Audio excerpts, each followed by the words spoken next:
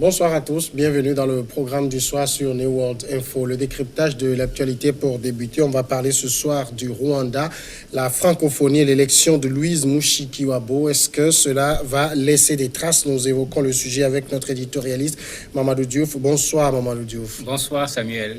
Finalement, la Rwandaise Louise Mushikiwabo est la nouvelle secrétaire générale de l'Organisation internationale de la francophonie. Elle remplace à ce poste la Canadienne Michaëlle Jean. Alors d'abord, Mamadou Diouf, est-ce qu'on doit dire que c'est le grand retour de l'Afrique au sommet de la francophonie? En fait, moi la question que je me pose, c'est pourquoi on pose toujours ce problème de l'Afrique par rapport à la francophonie. C'est vrai que depuis que les choses ont commencé, c'était Boutros Ghali, c'était l'ancien président Abdou Diouf. Donc c'est des Africains qui ont effectivement dirigé l'Organisation internationale de la francophonie. Mais est-ce que c'est l'apanage des Africains pour qu'on pose le problème en termes de retour? Est-ce qu'un Canadien ne peut pas diriger l'OIF, un Français ou bien quelqu'un qui appartient à un autre continent quand le pays fait partie des pays membres? Je ne vois pas pourquoi on veut en faire un patrimoine de l'Afrique au point que parce que c'est un Africain qui est devant qu'on veut en faire un événement. Pour moi, ce n'est pas un événement. Alors justement, sur l'élection quand même de Louise Mushikiwabo, il y a eu événement dans la mesure où on ne s'attendait pas au choix du Rwanda.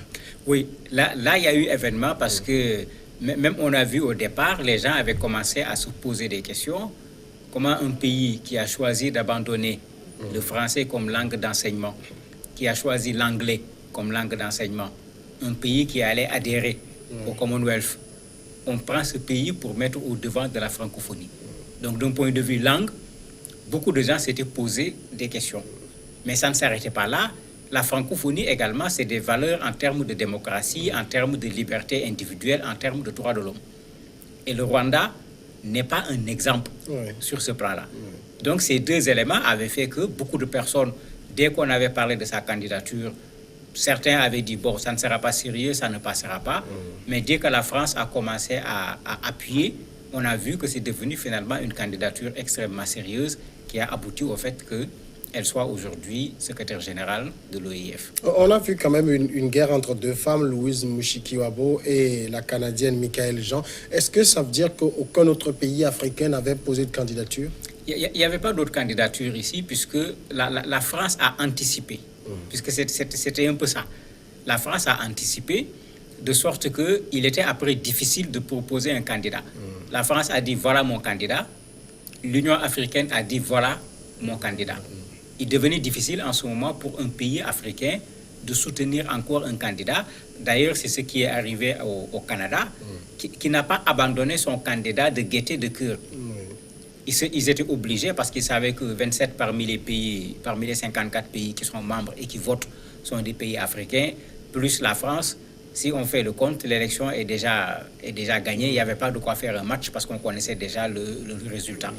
Mais malgré tout, quand on écoute le Premier ministre Trudeau, il est très clair en disant, bon, le Canada va continuer à promouvoir et défendre les droits de l'homme et la langue française. C'est-à-dire qu'on a cédé, mais on n'est pas satisfait à la limite. Parce qu'il y a des problèmes de droits de l'homme, il y a des problèmes de langue par rapport à ce qu'on nous propose pour être là. Et c'est ça qui a fait finalement qu'il y a eu une confrontation qui n'a pas eu lieu au dernier moment entre deux dames parce qu'on n'est pas arrivé jusqu'au vote. Ils ont préféré chercher le consensus comme ils l'appellent. Mais en vérité, Michaëlle Jean était prête pour en découdre. Et dans son discours, elle l'a très bien montré en utilisant un mot très fort en disant que la francophonie risque de devenir moribonde. Je crois que c'est très clair dans ses propos au moment du sommet. Justement, le discours de Michaëlle Jean reste mémorable. Est-ce que c'est une dame qui a l'éviction amère ou simplement elle a dit les vérités sur ce qu'est véritablement la francophonie? Je me dis qu'il y a les deux. Parce que quand elle dit qu'il ne faut pas que la francophonie soit une affaire d'arrangement entre États. Bon, elle a été élue sur la base d'arrangement entre États. Parce qu'elle, quand elle a été élue à Dakar, il y avait 3 autres candidats avec elle. Moi, le candidat, si j'ose le dire, que je préférais, c'est Henri Lopez, puisque quand on parle de français, c'est un écrivain, c'est un intellectuel, etc. Il y avait l'ancien président du Burundi, Pierre Buyoya. Il y avait également un Mauricien, Jean-Claude de Lestrac, etc. Mais ça a chauffé là-bas parce que c'était au même moment où on faisait un débat sur l'entrée de l'Afrique au niveau du Conseil de sécurité et le Canada était contre. Alors qu'elle était la candidate du Canada. Donc, à un certain moment, il a fallu des arrangements pour que les gens parviennent à trouver un résultat. Donc, si elle se plaint qu'il s'agissait d'un arrangement entre États, là-bas aussi, c'était un arrangement entre États, parce qu'entre les Africains, les gens avaient du mal à trouver ce consensus parmi les autres candidats, et elle est devenue, comme disait quelqu'un même à l'époque, secrétaire générale par défaut. C'est-à-dire que ce n'était pas elle qui était la mieux placée pour le devenir. Maintenant, il faut qu'elle accepte que quand on est secrétaire général d'une organisation qui a un mandat de 4 ans, quand le mandat est fini, l'organisation a la liberté de renouveler ou pas le mandat.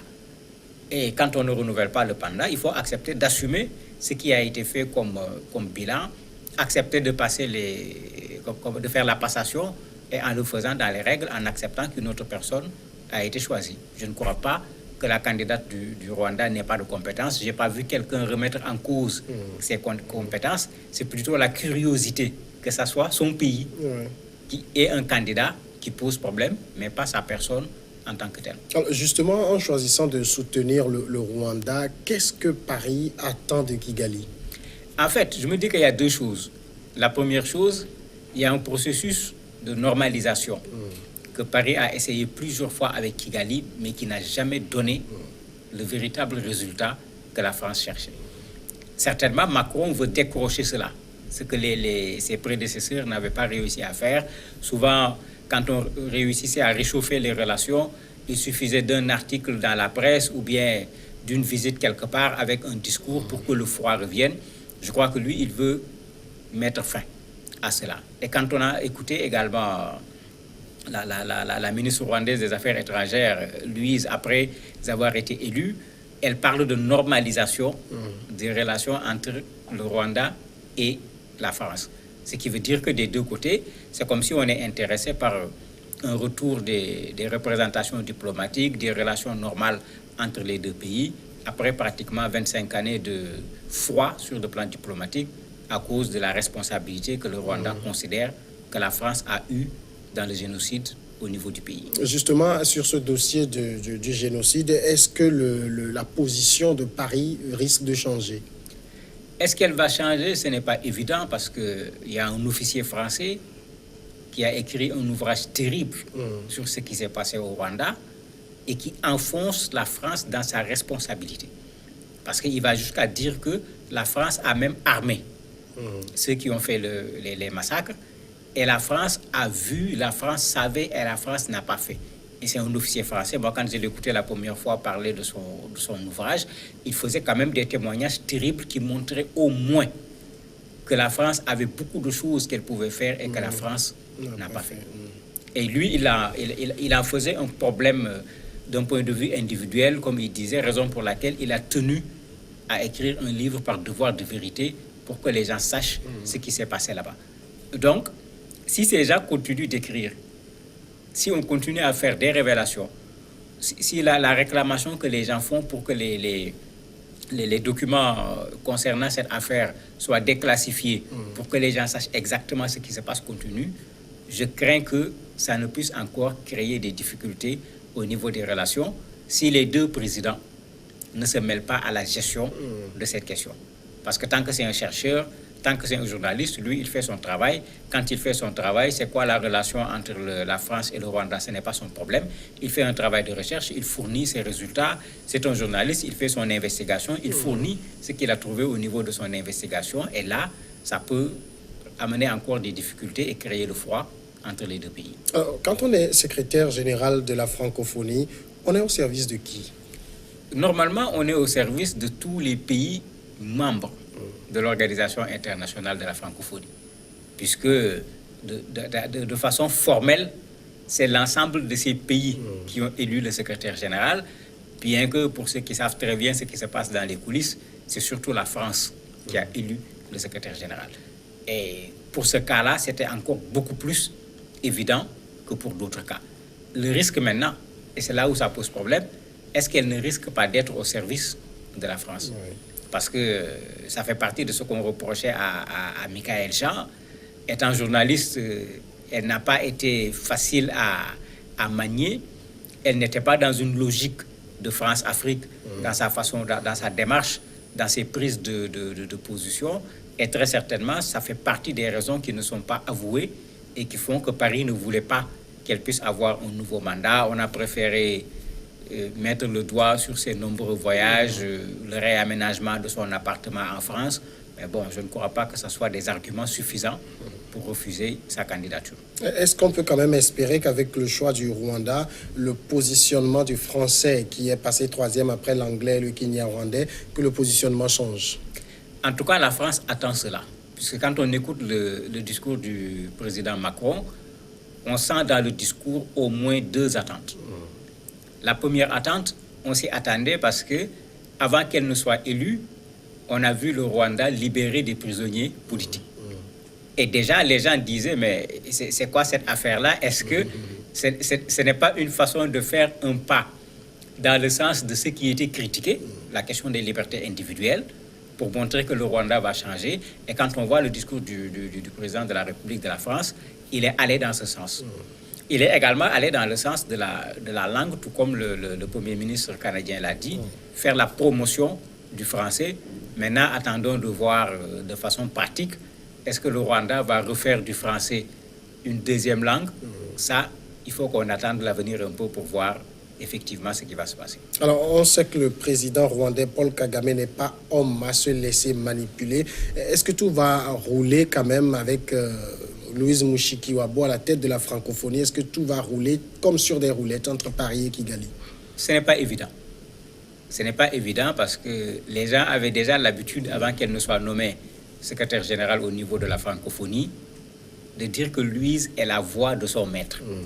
Et son maître ici, bien sûr, c'est le président rwandais Kagame. Est-ce qu'elle pourra rester la voix de son maître au niveau de la francophonie? Parce que ce que son maître veut, l'orientation que son maître a prise, ne se recoupe pas exactement ce que la francophonie veut, ne recoupe pas exactement les orientations de la francophonie. Maintenant, le problème, est-ce qu'elle ne risque pas de se retrouver maintenant entre une France qui a, j'allais dire, son outil avec la francophonie, qui mène une diplomatie, une politique avec la francophonie, et un Kagame qui est connu pour ses réticences par rapport à un certain nombre de choses, un franc-parler sur un certain nombre de questions?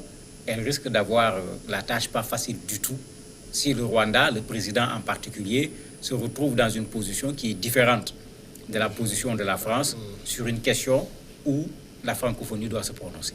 Amadou Diouf, merci d'avoir répondu à nos questions. C'est moi qui vous remercie. Nous allons observer la pause et après on reçoit l'invité de ce soir.